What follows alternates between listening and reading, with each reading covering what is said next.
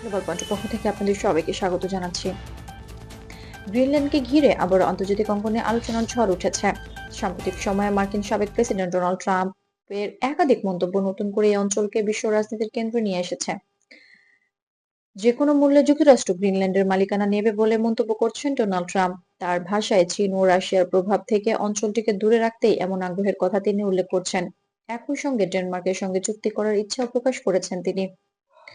তবে নির্ভরযোগ্য আন্তর্জাতিক সংবাদ মাধ্যমগুলোর তথ্য বলছে এই মন্তব্যগুলোকে এখনই কোনো আনুষ্ঠানিক সিদ্ধান্ত হিসেবে দেখা হচ্ছে না।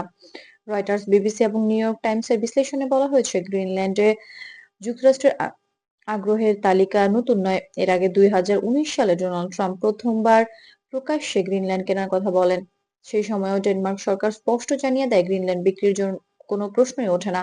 বর্তমানে 2024 এবং 2025 সালে প্রেক্ষাপটে সেই পুরনো মন্তব্য আবার নতুন করে আলোচনায় ফিরেছে। গ্রিনল্যান্ড কেন এত গুরুত্বপূর্ণ তা নিয়েও ব্যাখ্যা দিচ্ছেন বিশ্লেষকরা।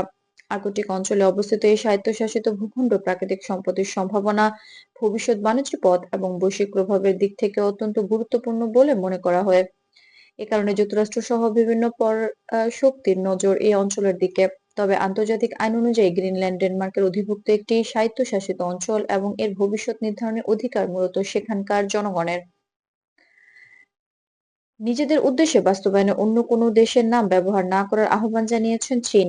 আন্তর্জাতিক সংবাদ মাধ্যমের প্রতিবেদনে দেখা যায়, বেইজিং এর পক্ষ থেকে কূটনৈতিক ভাষায় বলা হয়েছে, গ্রিনল্যান্ড ইস্যুকে ঘিরে অপ্রাসঙ্গিকভাবে চীন ও রাশিয়ার নাম জড়ানো ঠিক নয়। একই সঙ্গে তারা আঞ্চলিক স্থিতিশীলতা বজায় রাখার উপরও জোর দিয়েছে।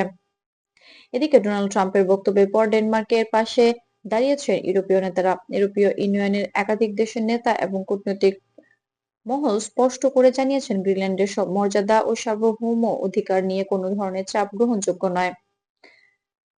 বিষয়টি নিয়ে তারা সংযত ও দায়িত্বশীল অবস্থানের কথা তুলে ধরছেন। ডেনমার্ক সরকারও পুনরায় জানিয়েছে, গ্রিনল্যান্ড কোনো দেশের সম্পত্তি নয় এবং এর ভবিষ্যৎ নিয়ে সিদ্ধান্ত নেওয়ার অধিকার স্থানীয় জনগণের হাতেই থাকবে। বিশ্লেষকদের মতে, ডোনাল্ড ট্রাম্পের এই বক্তব্য অনেকটাই রাজনৈতিক বার্তা এবং অভ্যন্তরীণ রাজনীতির সঙ্গে যুক্ত। যুক্তরাষ্ট্র সরকারের পক্ষ থেকে গ্রিনল্যান্ড দখল বা মালিকানা নেওয়ার বিষয়ে এখন পর্যন্ত কোনো আনুষ্ঠানিক পরিকল্পনা বা নথি প্রকাশ করা হয়নি। হোয়াইট হাউস বা পররাষ্ট্র দপ্তরের সাম্প্রতিক ব্রিফিংয়েও এমন কোনো সিদ্ধান্তের ইঙ্গিত পাওয়া যায়নি।